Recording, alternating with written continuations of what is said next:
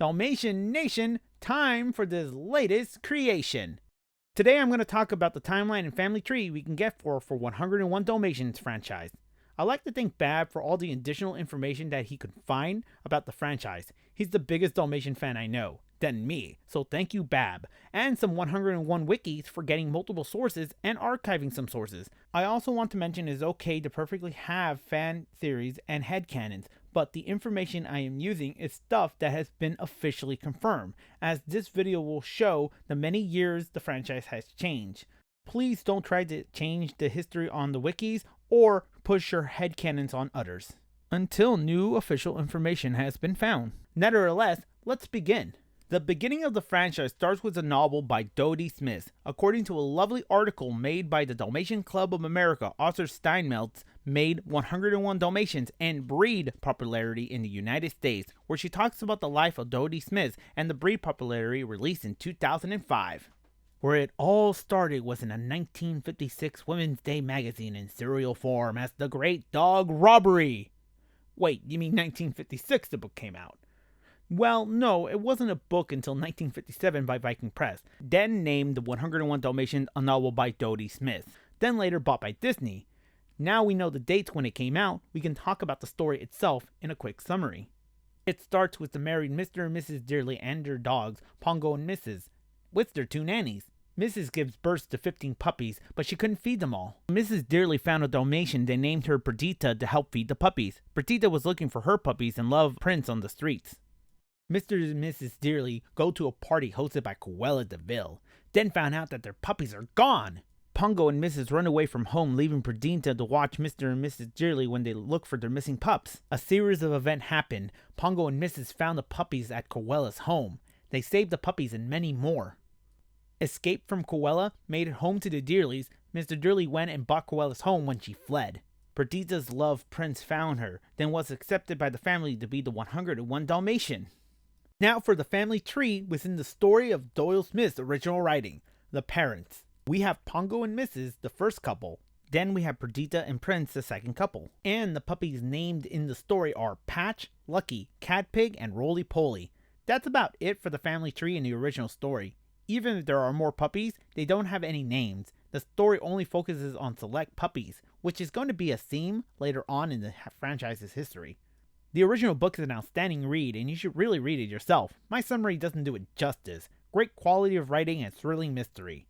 That's about it for the entire series from the book that we can get into it. Wait, hold it, you're missing the sequel, the Starlight Barking? You guys may say. Oh, I haven't forgotten about it.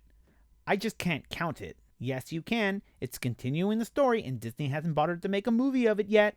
Of course, and Disney never will. Because doing some research, it turns out Disney never bothered to get the copyright for it, according to the US copyright registration. Doyle Smith still had the rights to the second book until her passing in 1990. Then in 1995, someone named Julian P. Barnes bought the copyright to the Starlight Barking. Disney only bought the rights to the first book. I do think a book talking about dog assassins, telekinetic powers, and nuclear annihilation wouldn't be part of Disney's MO. Finally, I don't think they want to pay royalty rights. It won't stop me from you guys reading it. But now we're going to talk about the big part of 101, the Disney franchise, the adaptation of the book. Disney only bought the movie rights to the first book, since it's their original creation, took some liberties, but still made it close to the classic that everyone remembers. They continue the franchise any way they want, and is why most of you are here for. So what we know about Disney's franchise for 101 is the main movie, a sequel, a handful of games, several live actions, some TV shows, and books. For the books, I'm only going to talk about the ones that tried to introduce the puppies' names and family. Through some research and some online sources, we can see the release timeline of every 101 release and its continuity and family tree, and mostly in major publications that has been released for it. First one is a book in 1960 called The Lucky Puppy, which looks like before some of movie events. It lists 15 of the following names for the puppies: Lucky, Patch, Pepper, Penny, Latch, Jolly, Roly, Lenny, Stellar, Spot, Blot, Dot, Blackie, and Whitey. It does help give names to the puppies, but does not have all the names from the animated movie and future releases. Most of the credits of the book say it's based on 101 Dalmatians film. When the movie was released, it was missing the name Freckles, which was said multiple times in the movie. When I start talking about later releases, you may see this book may not be counted as anything more than just merchandise for the movie. Now, the main movie, 101 Dalmatians, was released in 1961, the starting point of the popularity for the franchise. Now, a quick summary. In 1958, the movie's time, Roger lived in a bachelor pad with his pet Dalmatian, Pongo. Pongo decides they both need a mate and notices Anita and her Dalmatian, Perdita. Some hijinks ensued. Roger and Anita fell in love, and so did their Dalmatians. Sometime later, Pongo and Perdita had puppies. Then, they got a visit from Cruella. Cruella wants to buy their puppies, but Roger said no. Cruella sends her minions to kidnap them. Another set of events happened. Pongo and Perdita found their puppies and rescued them, and were chased down by Cruella and her minions. They escaped and made it home to Roger and Anita. They celebrated that the dogs made it home, and the end singing about making a Dalmatian plantation. A great movie for its time, and an inspiration for Akira Toriyama. Also the start for the family tree, Pongo the father and Perdita the mother. Currently, the puppies that were named in the film, Patch, a rowdy pup, Lucky, loves sitting in front of the TV, Rolly, a pup who's always hungry, Penny, sitting in front of her father, Pepper, mentioned by her father, and Freckles, named several times by other characters. Then are names Rover and Spotty, said by Tibbs when looking for the 15 puppies, not confirmed. That's about it from the main movie that we can get from all the available information for. But in terms of sequels and other media for the show, we do need to talk about a pitch called 101 Dalmatians Plantation in 1995 before the release of the live-action film 101 Dalmatians in 96. It was originally supposed to revolve around the Raff kids having a child named Bobby who grew up 10 years old, a note written by the director for the boy's premise to be changed as a nephew or adopted boy, as the puppies wouldn't be puppies anymore if the Radcliffe's kid grew 10 years old when the series starts. Bobby and the puppies will get into trouble in confrontation with Nastia DeVille from school, the niece of Cruella. It's only by sticking together that they manage to get themselves out of it, and many more. Besides the basic premise, for the family tree, according to the pitch, the puppies that would have been introduced would have been Lucky, Rolly, Patch, Freckles, and Pepper, and the parents, of course, would be Pongo and Perdita. A lot of the new characters will mostly be human, and Nastia's cat, who has a crush on Captain Tibbs. Ooh. But it's good to know that there was a pitch for something at this time. Not much happened with this idea. After this point, a lot of major changes were made for the franchise. Around January 1st, 1996, a book came out called 101 Dalmatians Meet the Puppies. Looks like it's going to be a trend to release a new children's book before the main movie. Like the Lucky Puppy book did, this one did not follow any of the previous works when released, as it introduced more puppies' names to be used for the pups of Pongo and Perdita. In the book, 6 puppies were named: Lucky, Dipstick, Two-Tone, Fidget, Wizza, and Jewel. That's all the names. Besides Lucky being a familiar character, he was given a new look, and with the rest added, making a convoluted family tree even more convoluted.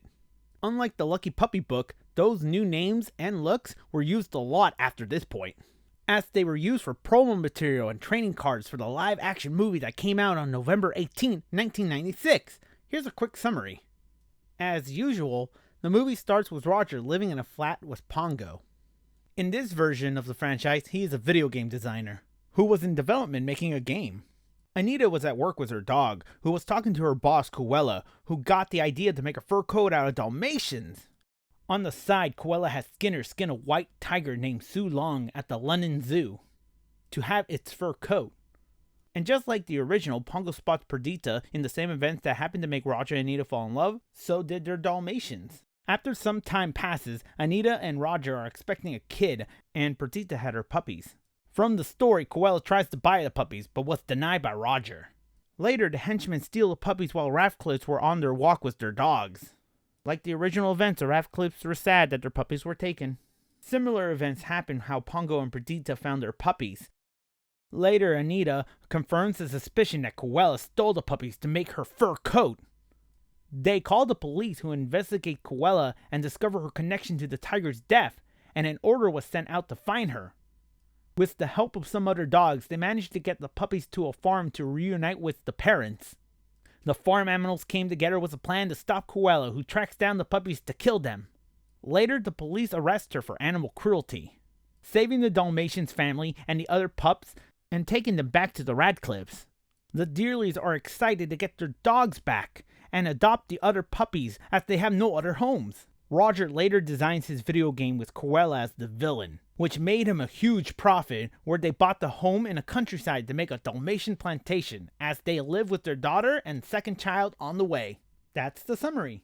Now the family tree for this movie. We still have some of the original characters we know. We have Pongo and Perdita as the parents, but some of the puppies were focused on differently. And the puppies' names are Lucky, Jewel, Fidget, Whizzer, Dipstick, and Two-Tone. Looks like they only focused on 6 puppies from the kids' book. There were 15 puppies counted and not the full litter are named, which made it harder to list down even more names because after the end of the movie, the rest of the pups were not even named. But we really couldn't confirm any more information on that portion. After the live-action movie, it kick-started Dalmatian Mania for the franchise, where we got several media tie-ins for the movie. Trust me, because of all the popularity of the first movie, any new 101 works will try to incorporate elements from it. Then came out the game 101 Dalmatians Escape from Deville Manor was turned into an actual game, which was the game Roger was developing in the movie. That's mostly focusing on a new puppy character called Patches who tries to save the other puppy by escaping the manor. They were also accompanied by Wizza. The game art was based on the animated film. But we really don't get any more confirmation for the family tree, since this game was mostly based on what Roger was making in a live-action movie. Safe to say it's not canon, more of a media tie-in for a fun interactive game for people who wanted to play it when he was making it in the movie. Now in March 18, 1997, 101 Dalmatians animated storybook came out, where it retold the 101 Dalmatians story, but also as an interactive storybook learning game for kids. The game's art style was based on the original anime movie, and the storyline was based on elements from the live action. It plays Roger as a video game designer and not a musician. They found out about Cruella's plan about kidnapping the puppy to make the fur coat scene, and especially when the other dog characters from the live action were added to the story where they aren't in originally. Before the end of the game, it did use the covering suit and escaping climax from the animated movie. And for the family, it's almost the same, but we don't get a lot of characters named in this, as it's mostly focused on the story and learning aspect as a whole. The animated pups used in the promo material for the live action are also the same pups in the front cover of the game.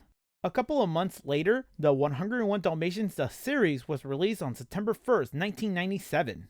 It is its own interpretation for the 101 franchise. As it was developed for an American television broadcast, its own set of wacky humor and identifiers were made for an American audience. But still, it's its own enjoyable and lovable series. We could see the elements from the previous pitch of the Dalmatian plantation reused for this, but in a different way. It tried to blend multiple 101 Dalmatian tropes into one, from the animated film to the live action, as it was made to fill in Disney's cartoon time slot. Safe to say, it's just 101 filler for the franchise. We can get more details about the show from the show's Bible, as it describes the theme and concept of the show. In every episode of 101, we'll try to explore important kid issues, yet never want to preach, as their message wants to be delivered through humor, jokes, and visual gags, and quirky and even outrageous characters. And that's pretty much the outline for the show. And of course, for the family tree, we have Pongo and Perdita, mostly focusing on 3 of the puppy characters, Lucky, Rolly, and Cadpig, and introducing more characters down the line. We have Patch, Wizza, Dipstick, Two-Tone, and finally Jewel, mostly mentioned several times throughout the series, but not seen. Most of the Dalmatians we do see in this series and I just listed are the puppies of Pongo and Perdita, so they're all blood siblings. Remember that when you're seeing a certain episode from the series. On the side note, we also get Coco and Beamer Vandercream, that's also part of the family, but we don't know which side. The series takes a lot of tropes from the original works, but it also takes a lot of influence from the live-action movie. 2 years later, a video game called Disney's 102 Dalmatians Puppies to the Rescue was released on November 8, 2000. Then the second live-action movie got pushed back to release in the same month on the 22nd. But we'll talk about the video game tie-in based on the live-action movie that comes out in 14 days first. It is an action platformer 3D game. The premise goes like this. Cruella DeVille, on the brink of financial ruin from her toy business, enlists the help from the inventor Rodney Fosboom. Cruella told Rodney to reprogram the control chips in Cruella's toys, transforming the toys into a miniature army of robot pet nappers. Domino and Oddball, after spending the day exploring for treasure, return to their living room, shocked to learn that all their siblings have vanished and are sure Cruella was behind it. They set off to confront Cruella and save their family. That's pretty much the premise and start of the game. Mostly features 4 out of the 5 family members of the primary Dalmatian family. From the family tree, we can only get Dipstick and Dottie as the parents. Domino and Oddball are the faces of the game. Technically missing Little Dipper, who is the third sibling of the family of trio of pups, before adopting 96 of the other puppies. We do get pictures of Pongo and Perdita's pups on the loading screens, mostly used as stock as those characters are not referenced in the game. Dipstick, the child of Pongo and Perdita, is the father of Domino, Oddball, and Little Dipper, who are the grandchildren of Pongo and Perdita. The 102 Dalmatian live action is based on Dipstick's family facing Cruella again. Now, 102 Dalmatians live action was released on November 22nd, 2000. Summarized like this. 3 years has passed since the events of the first movie. Cruella was placed in a psych ward that was being run by Dr. Pavlov, who has cured her using sound waves to kill her desire for fur coats. Cruella was let out on probation, but was warned if she breaks it, her entire fortune will go to all the dog shelters in West Manor. Cruella, changing her name to Ella, buys the dog shelter that is run by Kevin from being bankrupt.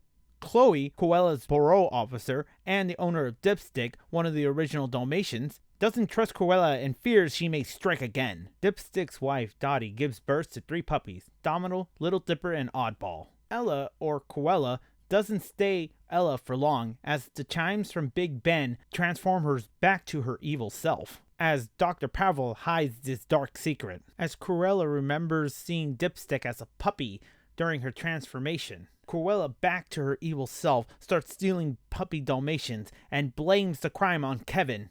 Kevin later escapes prison with the help of Waddlesworth and meets up with Chloe after learning the truth that he didn't steal the puppies, so they both work together to hunt down Cruella and save the puppies with the help of the shelter dogs. But they were captured by Cruella.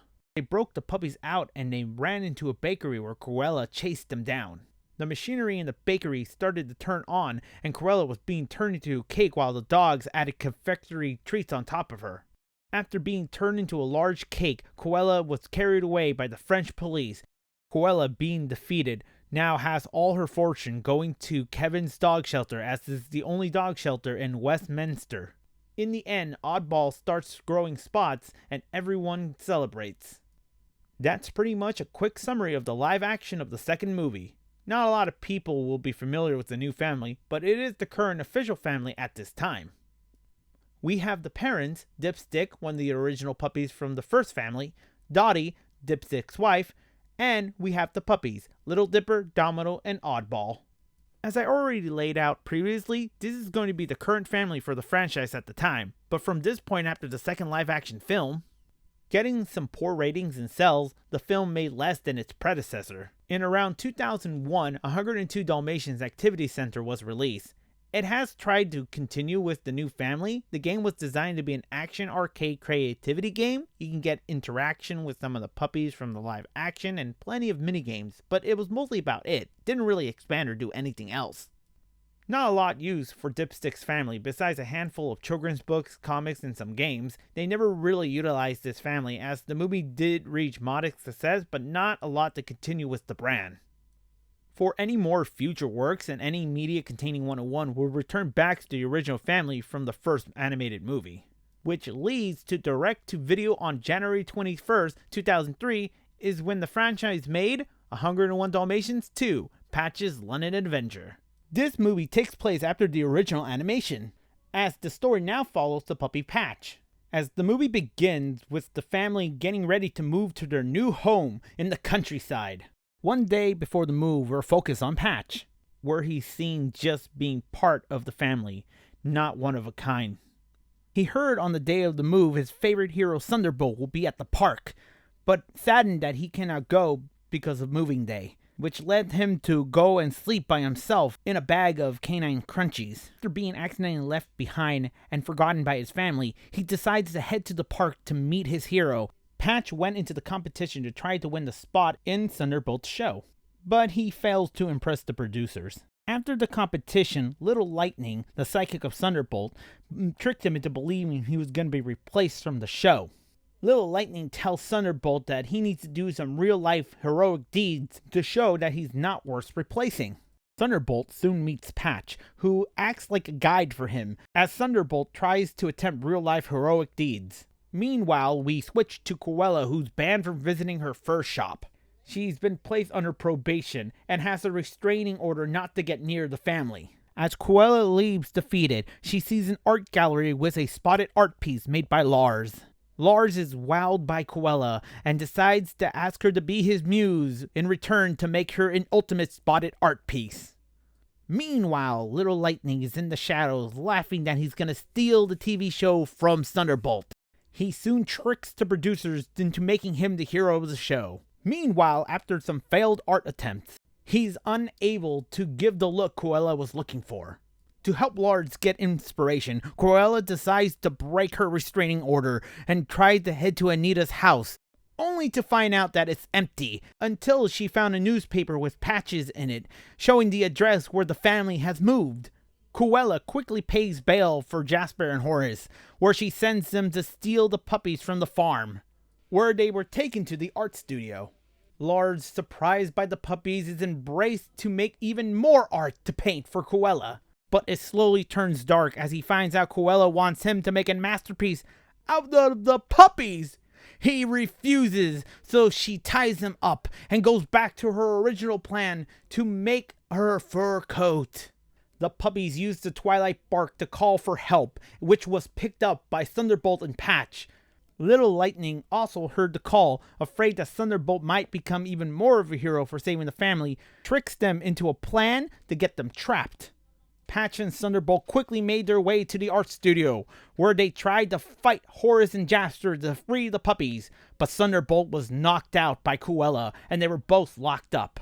Little Lightning took the time to talk to them, and tell Thunderbolt about his plan to steal his show, and how he's a phony.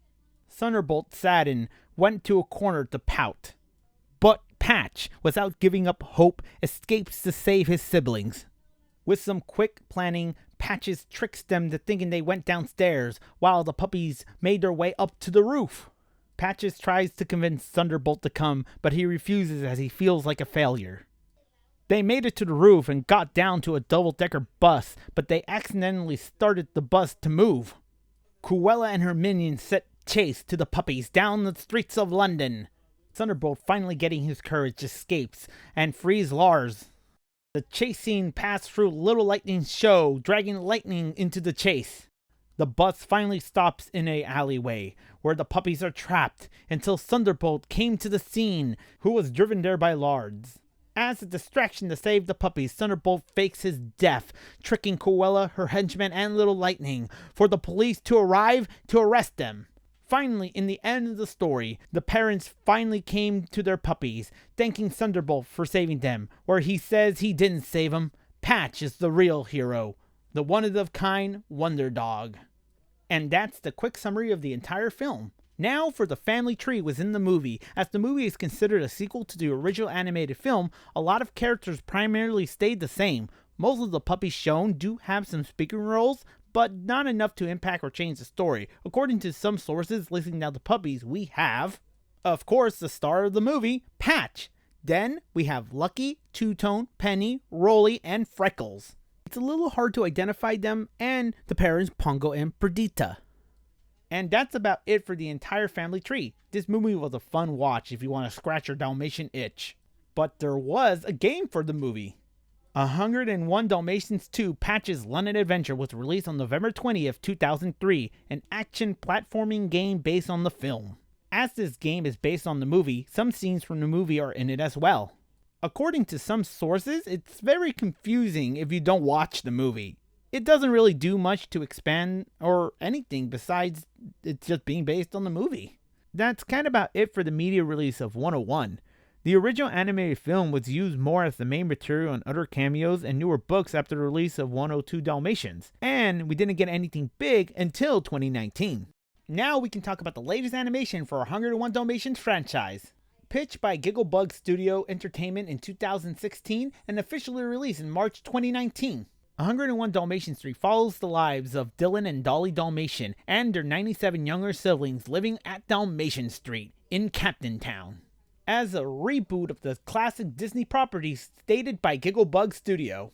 It rebooted the entire canon of the franchise, making all previous work no longer canon, only connected from the original movie. According to one of the sources that reviewed a preview of the show before its release, the new show doesn't follow the characters we know from the movies. In fact, the creators claim they purposely didn't watch any of the direct-to-DVD sequels, live-action movies, or spin-off TV shows from the 90s. The new show takes place in modern London, following a completely new family of Dalmatians, with Delilah, the mother, being a direct descendant to Pongo and Perdita, her husband Doug, an American firefighter dog. And one thing they have in common is lots of kids from their previous marriages, 99 in total, from the oneofus.net review. Through some more sources, on a Japanese TV retailer gave a description of the show, which was archived from the fandom wiki. Delilah and Doug had 15 puppies each that came together, and another 15 puppies were born. In addition, rescue shelter dogs and stray dogs, in total of 101 Dalmatians. Since this is our current reboot media of the franchise, this is our current family tree with the information we can get from the show and multiple sources, including from the fandom wiki.